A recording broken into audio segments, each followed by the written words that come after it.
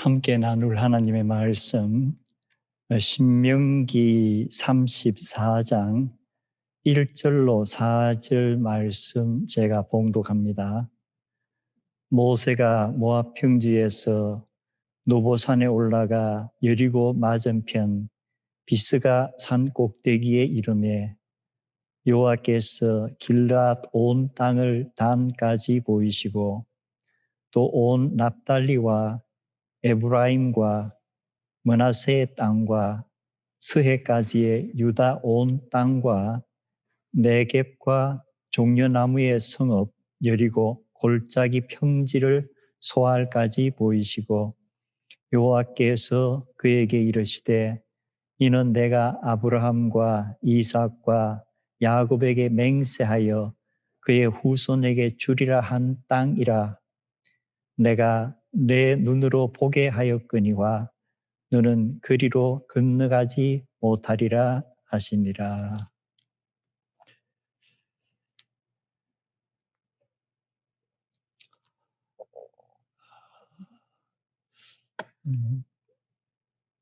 다른 주일 성경 말씀과는 달리 오늘 제가 방금 봉독한 말씀은 특별한 이야기가 있지 않고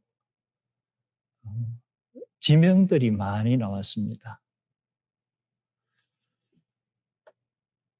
우리가 이따금씩 숲을 보지만 나무를 보지 못한다 하는 표현도 있고, 나무는 보는데 숲을 제대로 보지 못한다는 표현도 있는데, 우리가 성경을 읽고 묵상할 때 이 두 이야기를 다 염두에 두어야 될 것 같습니다. 나무도 보면서 숲을 보아야만 하지 않을까. 그리고 한 그루 나무가 이 숲에 어디에 있어서 이 나무들이 모여서 하나의 숲을 이루는가. 하나님의 말씀도 한 가지 한 가지 사건들이 모여 있고 또 그 사건들이 일어난 장소, 시간, 또 사건에 관여하는 사람들이 다 다릅니다. 그러나 이것들이 다 함께 어우러져서 나무가 숲을 이루는 것처럼 하나님의 말씀이 어떤 우리에게 주는 주제 또는 흐름을 알 수가 있습니다. 그래서 오늘 신명기 34장은 모세오경의 마지막이죠. 우리가 토라라고 히브리어로 모세오경을 이야기하는데 토라란 의미 자체가 가르치다는 의미입니다. 그래서 창세기부터 신명기까지 하나님께서 어떤 사건, 어떤 인물, 그리고 어떤 장소, 어떤 시간을 통해서 우리에게 무엇을 가르쳐 주시려고 하시는가.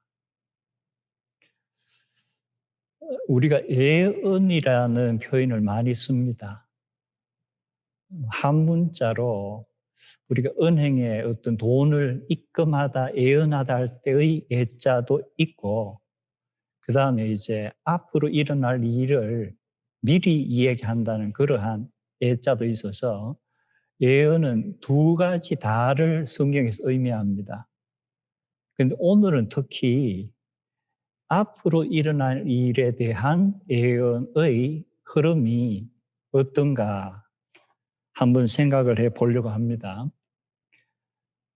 창세기 12장에서 하나님께서 아브라함이란 사람을 택하고 부르시면서 하셨던 말씀이 너의 고향, 친척, 아비의 집을 떠나라. 그리고 내가 너에게 보여줄 땅으로 가거라. 이 부분에 관해서 신약 성경에서 히브리서 11장에는 아브라함의 믿음을 강조하면서 믿음으로 아브라함은 장래의 유업으로 받을 땅으로 갈 바를 알지 못하고 나아갔다라고 기록을 했습니다. 그렇다면 보여주시겠다고 했는데 갈 바를 몰랐다. 이건 무슨 의미인가? 그러면 하나님께서 분명히 보여주시겠다고 했으니까 언제 어떤 방식으로 보여주셨던가? 이 말씀을 받고 아브라함이 자기의 가족들을 데리고 또 조카 롯과 함께 자기가 살고 있던 하란에서 떠나서 이제 하나님께서 가라 하시는 곳으로 가는데 창세기 12장에 보면은 하나님께서 이제 아브라함과 롯 일행이 가나안으로 들어갈 때에 이 땅을 너에게 주리라. 그렇다면 그때 말하는 이 땅은 아마 면적이 그렇게 넓지 않을 거예요. 아마 우리 만약에 블루밍턴 교회 주변 같으면 우리가 이렇게 뇌리에 잡히는 어느 정도의 거리가 빤하죠. 한 1km, 2km 반경. 그런데 가뭄이 들면서 아브라함이 조카 롯과 가족을 데리고 애굽으로 내려갑니다. 그리고 애굽에서 어떤 사건이 있고 그 사건을 통해서 또 어느 정도 재산을 모아가지고 다시 가나안 땅으로 돌아옵니다. 이것이 창세기 12장의 사건입니다. 그리고 창세기 13장에 들어서면서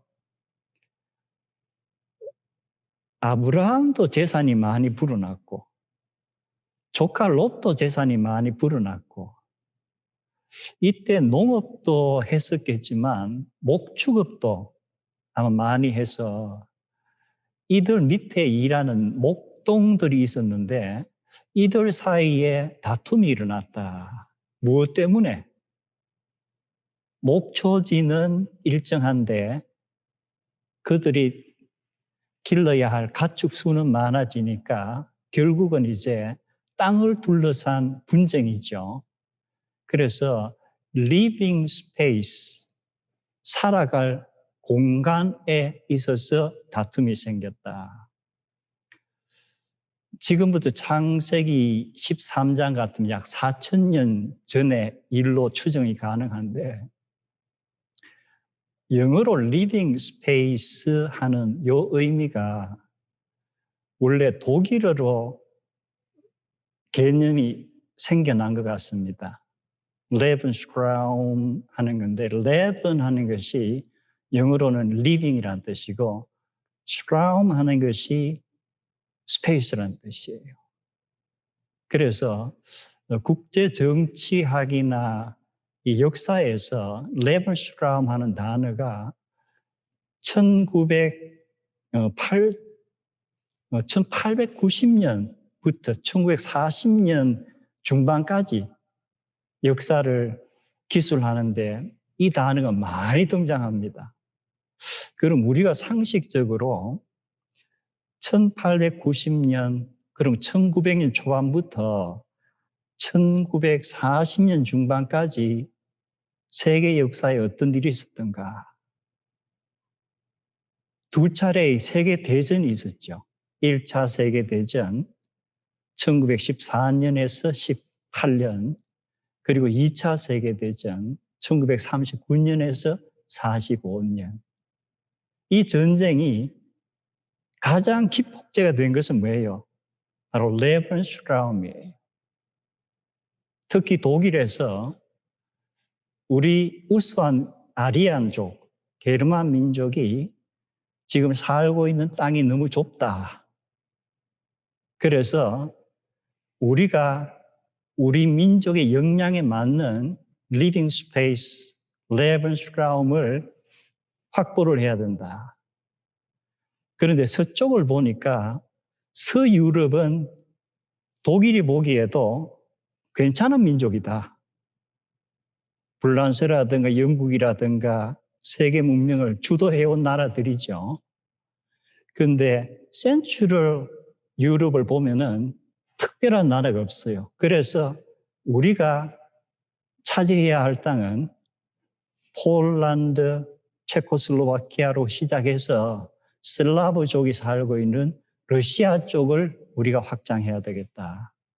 이것이 약 40년 정도 독일 사람들이, 정치가들이 가지고 있던 레벤슈라움의 개념이에요. 그리고 독일 외에 또 이러한 개념을 갖고 있던 나라가 이탈리아입니다. 우리 반도가 좁다. 그래도 우리는 로마의 후손인데 우리의 역량에 맞는 것을 넓혀야 된다.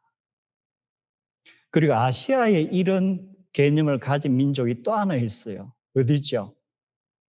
일본 열도. 우리가 섬에 살게 있기에는 우리 민족은 우수하다.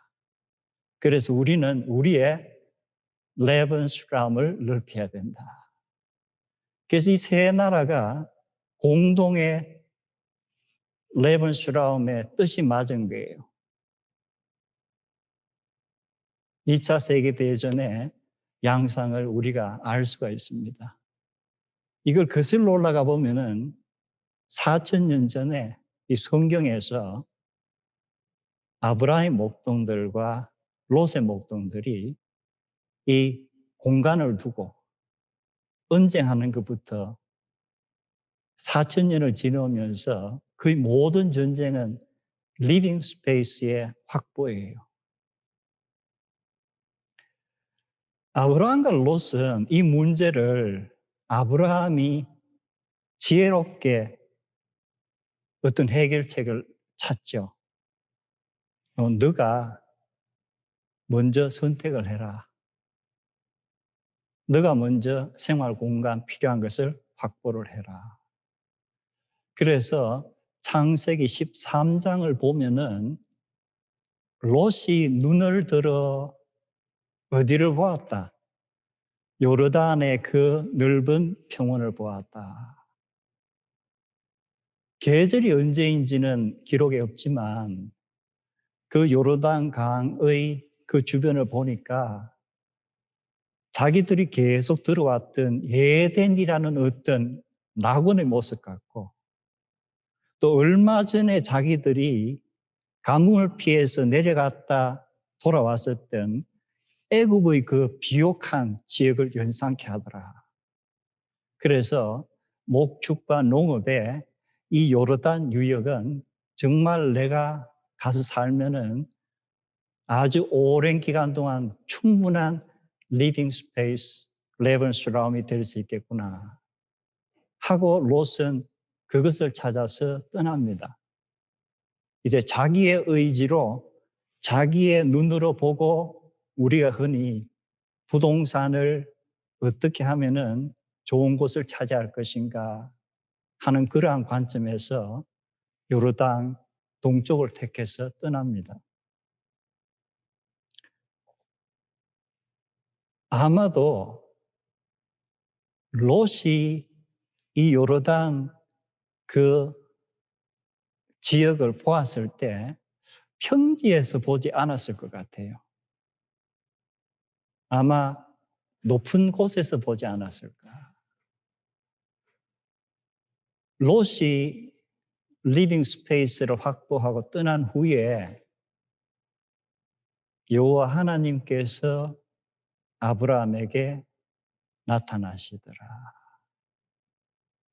그래서 아브라함에게 하시는 말씀이 흥미롭습니다. 앞에서 롯이 눈을 들어 바라보았다 할 때는 하나님의 개입이 없으세요. 그런데 다음에 아브라함이 볼 때는 하나님께서 눈을 들어 보아라. 그리고 너가 보는 그 모든 땅을 너에게 주겠다. 그런데 이때 보면은 하나님께서 어느 한쪽 방향만 보라 그러지 않고 뭐라 그러세요? 북쪽을 보고 남쪽을 보고 서쪽을 보고 동쪽을 보고. 롯은 눈을 들어 동쪽의 한 방향만 보았지만 너는 사방을 다 보아라. 너의 눈이 미치는 그 모든 땅을 너에게 주겠다. 제가 지도를 가지고 아브라함이 아마도 보았을 것이라는 이렇게 땅을 보면은 롯이 자기의 눈에 보이기 좋아서 갔던 요르단 그 땅이 다 나중에 포함이 되어 있어요. 그리고 롯이 보지 않았던 다른 사방의 땅들도 포함이 되어 있습니다. 그래서 인간의 눈으로 보는 지경과 여호와 하나님께서 보라 하실 때에 우리가 보는 지경은 엄청나게 차이가 나는구나.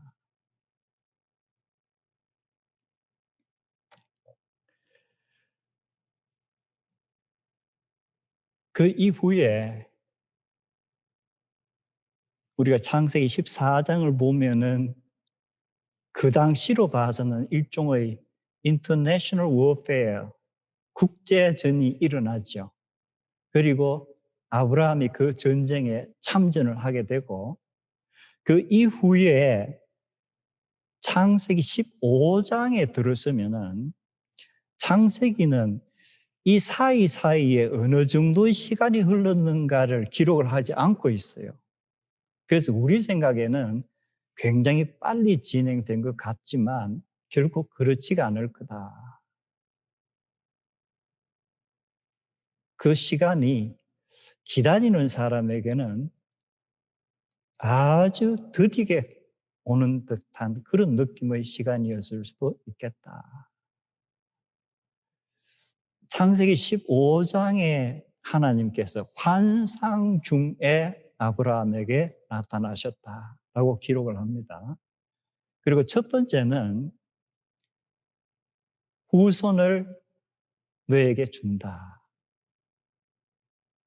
그 수는 이제는 밤하늘의 별을 헤아릴 수가 있느냐. 그만큼 많은 후손을 준다. 아브라함이 그 하나님의 말을 별을 보면서 어떻게 믿게 됐는지는 성경에 우리가 알 수 없지만 아브라함이 그것을 믿었다 그랬어요. 그리고 하나님께서는 이것을 아브라함의 의로 여겼다. 이 부분은 미스터리입니다. 그 다음에 하나님께서 땅에 관해서 말씀을 하세요. 나는 갈대아 사람들이 살던 우르란 곳에서 너에게 내가 보여줄 그 땅을 주기 위해서 너를 이끌어낸 여호와 하나님이다. 여기에 대해서 아브라함이 후손 문제에 대해서도 의문을 가지고 물었었는데 여기에 대해서 역시 의문을 가지고 묻는 거예요. How can I know that? 땅을 주시겠다 말씀하시는데 내가 그것을 믿을 수 있게 무언가를 보여주시옵소서란 의미가 들어 있습니다. 그러자 하나님께서 언약을 세우시기로 작정을 하시고 너가 이렇게 준비를 해라. 그래서 그 당시 근동 지역에서 언약법 또는 계약법을 맺을 때 그 의식에 따라서 아브라함이 준비를 하고 이제 밤이 되면서 일이 일어나는데 이때 이제 놀라운 일이 뭐냐 하면은 여호와 하나님께서 그런데 내가 너희 후손에게 주겠다는 그 땅을 너희 후손이 차지하는 데는 상당한 시간이 걸릴 것이다. 그러시면서 예언으로 하시는 말씀이 바로 뭐예요?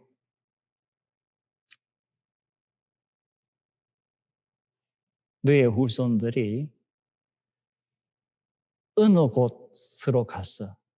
그런데 이 예언하실 때는 그 땅이 애굽이라고 밝히지 않으세요. 어떤 이방 민족에게 가서 종살이를 하게 된다. 약 400년을 심하게 고생할 것이다. 그런데 400년이 지나고 나 여호와가 너의 후손을 그곳에서 이끌어내어서 내가 너에게 약속한 그 땅을 차지하게 할 것이다.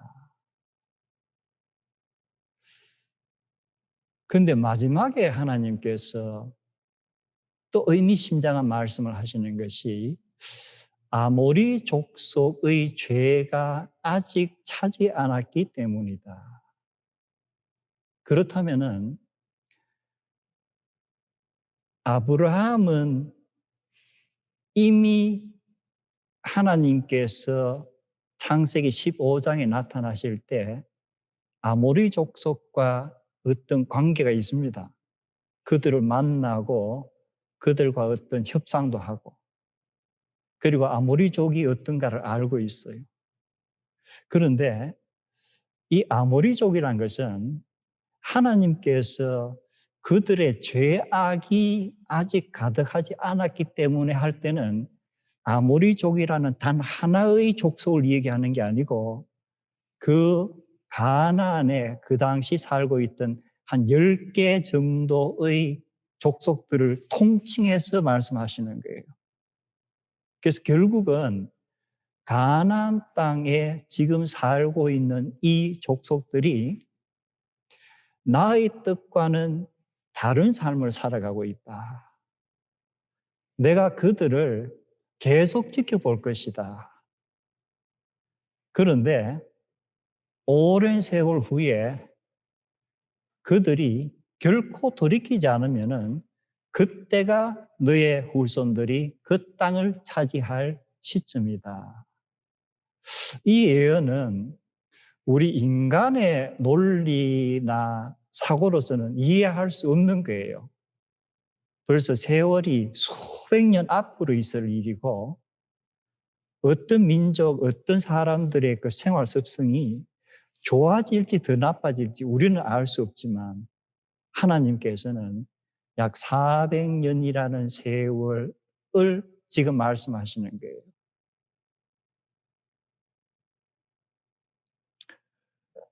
그리고 우리가 아는 것처럼 창세기에 그 다음 얘기가 쭉 전개되면서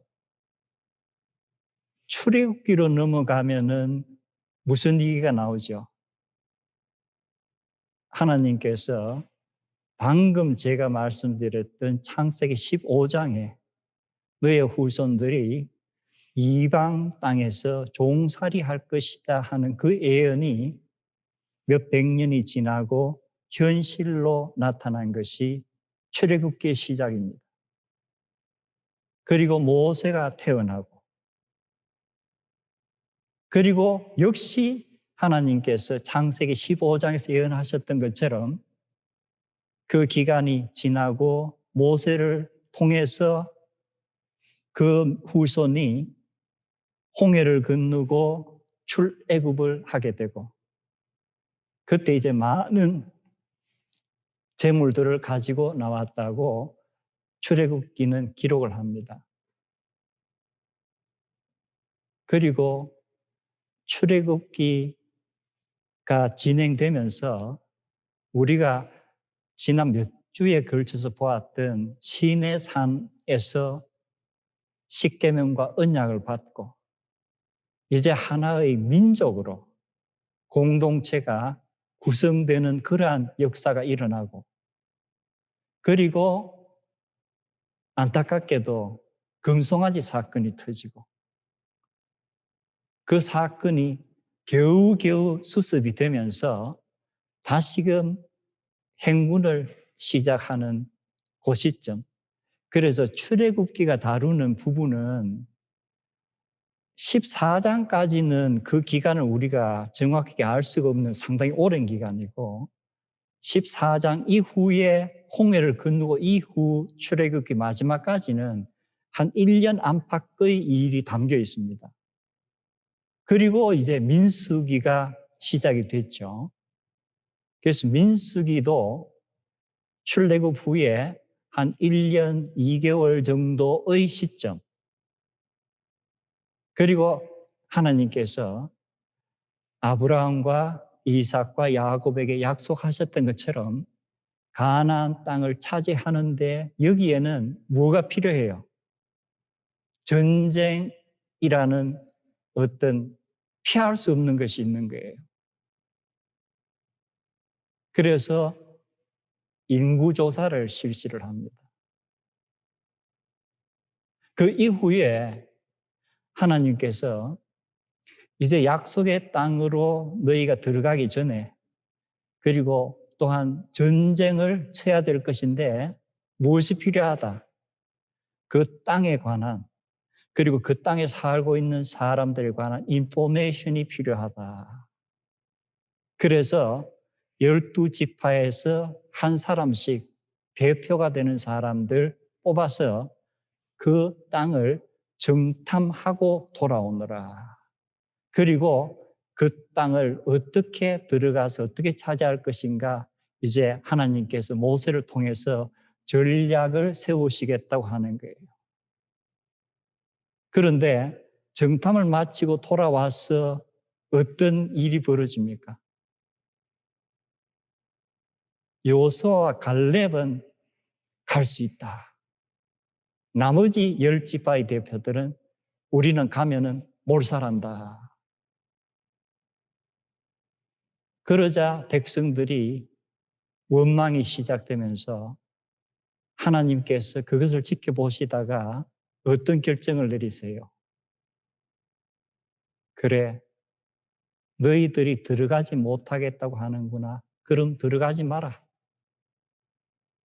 못 들어가겠다 하는 자는 광야에서 내가 그냥 사라지게 하겠다.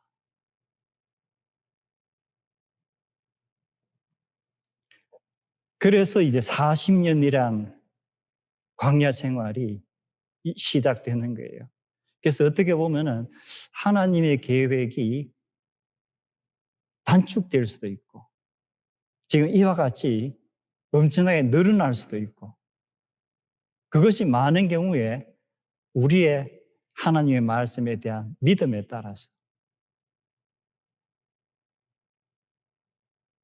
우리가 성경에 기록된 대로 살펴보면은 지금 제가 말씀드리는 그 말씀의 요약이에요.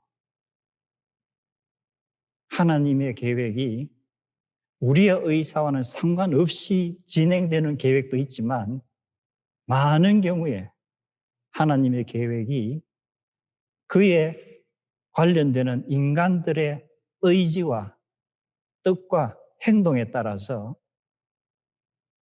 금방 이루어지기도 하고 지연되기도 하고 그 계획이 아예 없어질 경우도 있는 것을 성경은 보여줍니다. 그리고 행군이 다시 시작되면서 모압 지역으로 들어옵니다. 이제 요단강을 지나면은 가나안 약속의 땅이에요. 이 이스라엘 백성이 진군하면서 엄청난 소문이 퍼집니다. 굉장한 민족이 어떤 신의 힘을 입고 진군을 하는데 거기에 맞서다가는 다 멸절한다고 그러더라. 그래서 바락이라는 왕이 등장을 해요.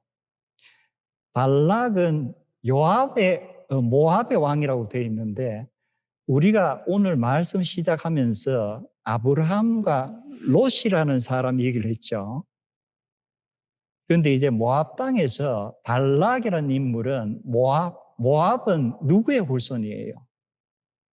롯의 후손이에요.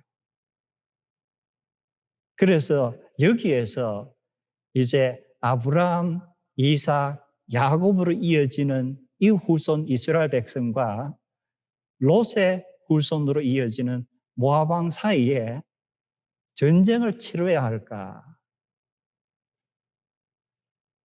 자, 여기에서 모압 왕이 전쟁 치르면 우리가 패배할 것 같다. 그래서 모압 왕이 취한 조치가 복술사를 구하는 거예요. 발람이라고 하는 그 당시 근동 지역에서 대단히 널리 알려진 복술사입니다. 그리고 특히 발람이라는 인물은 성경 외에 그 당시 근동 지방의 여러 자료에 나오는 인물이에요. 그리고 1970년대 후반인가 역시 근동 지역에서 이 고고학자들이 발굴한 것 중에서 이 발람에 관한 비문이 나왔어요. 부올의 아들이라고 적혀 있는 비문입니다. 그래서 우리가 성경에서 이 사람에게 주는 비중보다도 실제로 역사에서 상당한 그 이름을 가지고 있는 인물이에요. 그래서 이 발락이 인도해서 어디로 가느냐? 비스가라는 산봉우리로 가서 유대 이스라엘 백성이 진치고 있는 것을 보여줍니다. 자, 발람이 지금 보는 그 지역은 요단강 그 너머 약속의 땅이 아니고 요단강 가기 이전에 지금 진을 치고 있는 그 백성들을 보는 거예요. 비수가라는 곳에서. 그런데 발락의 원함과는 달리 발람이라는 복술사가 복채를 받으면서도 어떻게? 하나님의 말씀을 거역할 수가 없구나. 그리고 그가 발락에게 전하는 주요 내용은 하나님은 거짓말을 하지 않으신다. 하나님은 한 번 하신 말씀은 반드시 지키시는 분이다. 그렇다면은 민수기 후반에서 발람이라는 이방의 어떤 예언가를 통해서 이 성경이 우리에게 주는 것은 뭐예요? 하나님께서 아브라함에게 창세기 12장, 13장, 15장 그리고 여러 곳에서 말씀하셨던 너 후손들에게 그 약속의 땅을 주시겠다 하는 그 언약은 하나님이 택한 선지자뿐만 아니고 하나님을 믿지 않는 다른 이방의 신을 통해서 뭔가를 얻는다는 복술사 발람까지도 인정하지 않을 수 없는 하나님의 약속이 이루어질 거라는 것이 민수기의 기록이에요. 그리고 오늘 제가 읽었던 신명기, 이제 민수기의 마지막 부분과 신명기의 첫 부분은 시간상으로 거의 동일합니다. 광야 생활 40년 마지막 부분이에요. 모세는 약속의 땅으로 들어가고 싶었을까요? 들어가고 싶지 않았을까요? 성경에서 모세가 기도한 기도들이 많은데 모세가 자기가 원하는 것을 기도한 경우는 많지가 않아요.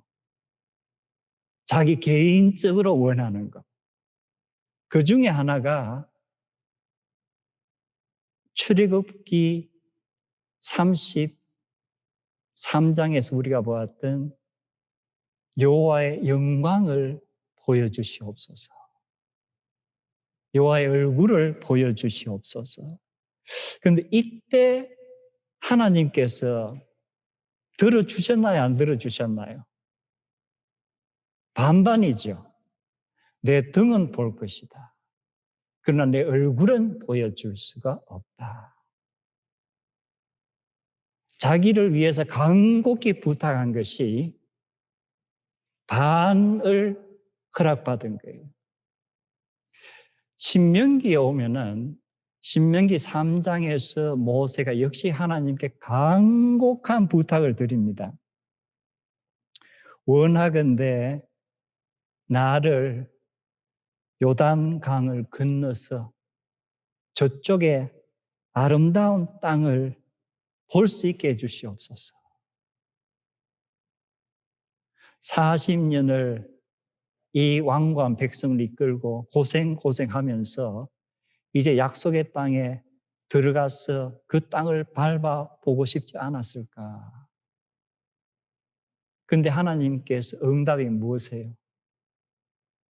너는 들어가는 것은 내가 허락하지 않는다. 그러나 보여는 주겠다.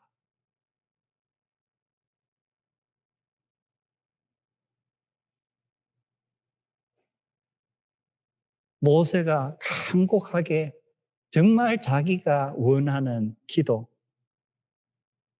그냥 반씩 하나님께서 응해 주시는 것 같아요.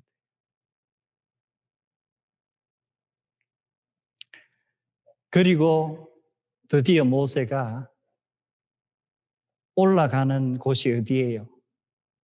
발람이 올라갔던 곳이에요. 비스가. 우리가 느보산 그리고 비스가 꼭대기 이렇게 지명이 두 개가 나와 있는데 이 성경의 지명에 관해서는 성경학자들의 의견들이 좀 다양합니다.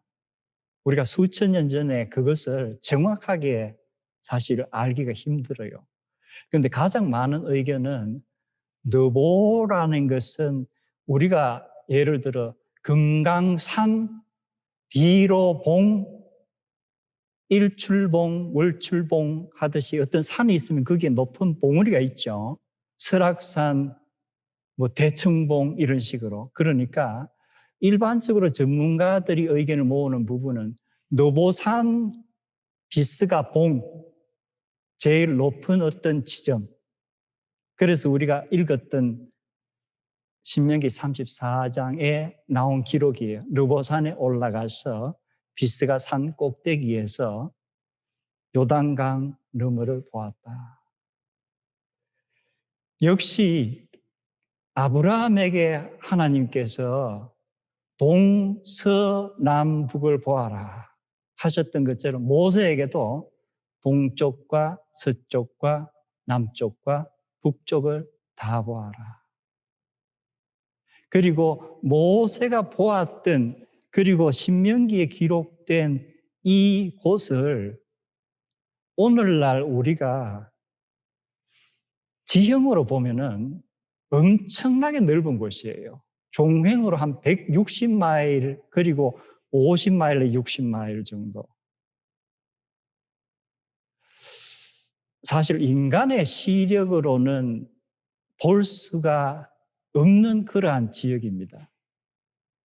그래서 성경학자들은 정말 모세가 자기의 시력으로 이 넓은 곳을 보았을까 하는 퀘스천을 달고 여러 가지 주장들을 합니다. 이것은 제가 오늘 생략을 합니다. 오늘 우리가 창세기 12장부터 신명기 34장까지 어쩌면 모세 오경에 우리가 역사라고 하는 역사 약 400년에서 한 600년 정도의 기간이 지금 커버가 되는데 이것이 결국은 어떻게 끝나요? 아직도 약속이에요. 요단강을 건너서 그 땅을 밟는 약속이 신명기까지도 약속이에요. 그것이 어디에서 현실이 되는 거죠? 여호수아서로부터 시작해서 그 약속도 시일이 또 걸립니다. 그리고 온전하게 하나님께서 아브라함에게 주시겠다 했던 그 모든 지역이 유대 백성들의 통치하에 들어갔던 것은 거의 솔로몬 정도 시도예요. 그러면 이것은 거의 1000년이라는 세월에 걸쳐서 이어지는 약속이고 결국은 실현이 되는 거예요.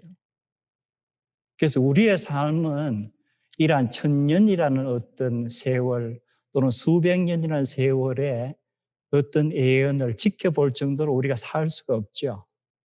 하지만 우리 삶 속에서도 더 짧은 기간에 하나님께서 우리에게 주시는 예언의 말씀들이 있고 그것이 우리의 삶 가운데 실현되는 그런 것들이 분명히 있습니다. 자기가 이것을 체험적으로 내가 그런 예언 말씀이 있었고 내 삶 속에서 이루어졌었어 하는 체험이 있는 분도 있을 것이고 그렇지 않은 분도 있을 거예요. 제가 오늘 나누고자 하는 말씀은 개인의 삶에서 그리고 한 민족의 삶에서 하나님의 약속은 반드시 이루어지는데 오랜 기간이 걸릴 수도 있다. 이제 너보가 산봉우리에서 요단강 너머 약속의 땅을 바라보았던 이 모세의 모습. 근데 신약에서 제가 모세의 모습과 연상되는 말씀이 마태복음 마지막에 예수님께서 부활하시고 성천하기 전에 제자들을 만나신 곳이 높은 산 위라고 마태는 기록을 합니다. 그리고 예수님께서 이 높은 산에서 어디를 보셨는지는 없지만 동서남북을 보시면서 예수님께서 제자들에게 하시는 말씀은 너희는 가라. 모든 민족에게 복음을 전하여 제자로 삼아라. 내가 이 세상 끝날까지 너희와 항상 함께 있을 것이다. 이 말씀은 2000년 후에 저희들에게도 오늘 예수님께서 들려주시는 음성인 줄로 압니다.